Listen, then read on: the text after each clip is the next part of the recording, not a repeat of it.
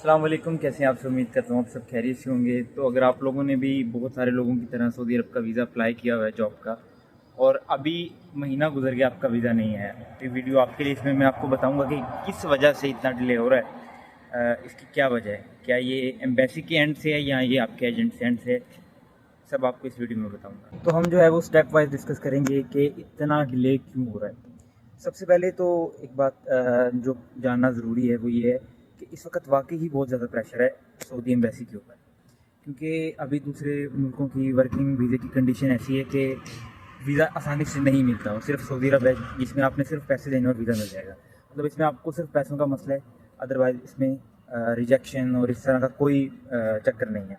तो इस वजह से गैर मामूली प्रेशर एम्बेसीज के ऊपर एक है। अब हम चलते हैं दूसरे रीज़न की तरफ कि दूसरा रीज़न डिले का क्या है। वैसे वीज़ा प्रोसेसिंग के लिए पाकिस्तान में सऊदी अरब की दो एम्बेसीज़ हैं, एक कराची एम्बेसी और एक इस्लामाबाद एम्बेसी। तो जब भी आपका कफ़ाला आता है सऊदी अरेबिया से किसी कंपनी की तरफ से, या आप आज़ाद वीज़ा लेते हैं किसी कफ़ील की तरफ से, तो वो इन्हीं एम्बेसीज़ में आता है। अच्छा, इनमें आप थोड़ा टाइम बचा सकते हैं। वो इस तरह के कराची एम्बेसी का जो नॉर्मल टाइम है वो 10 दिन है, नॉर्मल की बात कर रहा हूँ। आगे जाके आपको बताऊंगा कि एक्चुअली लग कितना रहा है और क्यों लग रहा है। और इस्लामाबाद एम्बेसी का है 7 दिन, मतलब इसके अंदर अंदर ये डेडलाइन है, इसके अंदर वो उनको देना होता है और वो देते भी हैं। लेकिन ये जो डिले है, जो महीना 1.5 महीना लग रहा है, वो कैसे लग रहा है? बेसिकली जो एजेंट हैं वो, जब आपका सारा प्रोसेस कंप्लीट हो जाता है, फिंगरप्रिंट हो जाती है, मेडिकल हो जाता है, तो आप अपने डॉक्यूमेंट्स एजेंसी को सबमिट कर देते हैं। तो वो आपका जो है वो फ़ाइल या आपकी जो डॉक्यूमेंट्स हैं वो एम्बेसी में नहीं भेजता, बल्कि वो 40 से 50 लोगों के वो डॉक्यूमेंट इकट्ठे करता है और फिर भेजता है। मतलब वो अपनी बेसिकली कॉस्ट बचा रहे हैं, सिर्फ अपनी कुरियर की कॉस्ट बचाने के लिए हमारा जो है वो एक किस्म का हफ्तों का टाइम ज़ाया करता है। और सम टाइम कोटा सिस्टम भी चल रहा होता है। कोटा सिस्टम मैं आप लोगों को समझाता हूँ एम्बेसीज में कि क्यों होता है। बेसिकली हर एम्बेसी अलाउ करती है, जो एजेंसीज होती हैं, कि आप एक वीक में या एक मंथ में इतने वीज़े सबमिट कर सकते हो। मिसाल के तौर पे आपका जिस एजेंसी के पास आया, उसको उन्होंने अलाउ किया कि आप जो है वो एक महीने में 50 वीज़े जमा करवा सकते हो या 100 वीज़े जमा करवा सकते हो। इसलिए क्योंकि एम्बेसीज के ऊपर बहुत सारा प्रेशर होता है, बहुत ज़्यादा वीज़े आ रहे होते हैं। तो वो क्या करते हैं कि 50 बंदों का भेज दिया, उसके बाद आपके उन्होंने फाइल्स डॉक्यूमेंट्स रख दिए, क्योंकि आपको पता है लाखों की तादाद में बंदे आते जाते हैं। तो वो फिर अगले महीने में आपका नाम डालते हैं, और सम टाइम 2-2 3-3 महीने भी बाद चला जाती है, और कई लोगों का मेडिकल भी एक्सपायर हो जाता है इन एजेंटों की वजह से।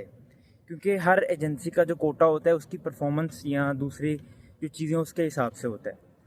तो ये तख़ीर की एक बहुत बड़ी वजह है। इसके अलावा एक और बड़ी वजह है, वो ये है कि आपको पता है ज़्यादातर एजेंसीज़ या बिजनेसेस वो अपने लाइसेंस के ऊपर काम नहीं कर रहे होते। तो होता यूँ है कि जो छोटे शहरों में एजेंसीज होती हैं उनके पास, ज़्यादातर एजेंसियों के पास लाइसेंस नहीं होता, क्योंकि सिर्फ लाइसेंस्ड जो एजेंसी है वही एम्बेसी में आपके वीज़े की रिक्वेस्ट डाल सकती है। तो ये क्या करते हैं, फिर आपको आपका वीज़ा बेचते हैं। मतलब आपसे उन्होंने पैसे ले लिए, सब कुछ ले लिया, फिर वो आगे उन्होंने किसी और से एजेंसी से कांटेक्ट करना है।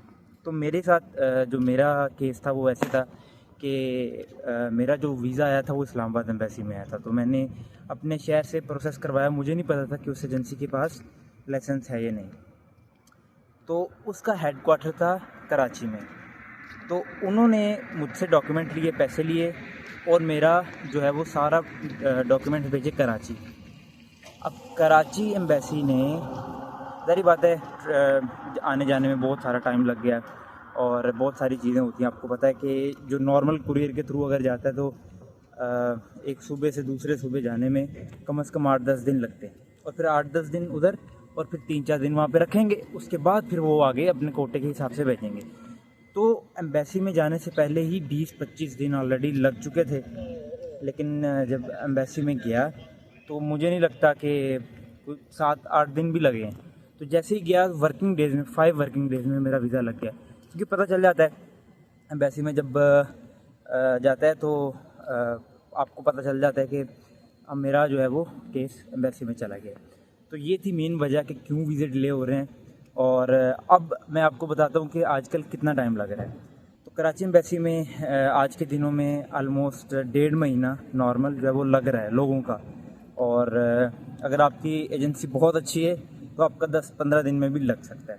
इस्लामाबाद एम्बेसी में थोड़ा कम लगता है क्योंकि वहाँ पे वीज़े कम आते हैं, उनकी रिक्वायरमेंट थोड़ी ज़्यादा होती हैं क्योंकि वो आपके डॉक्यूमेंट थोड़े ज़्यादा मांगते हैं, इसलिए वहाँ पे जो है वो महीने के अंदर अंदर आपका सारा प्रोसेस हो जाता है। तो ये थी आज की वीडियो। अगर वीडियो पसंद आई तो वीडियो को लाइक करें, चैनल को सब्सक्राइब करें और बेल आइकन को ज़रूर दबाएँ ताकि हमारे आने वाली हर नई लेटेस्ट वीडियो की नोटिफिकेशन आप तक पहुँच सके।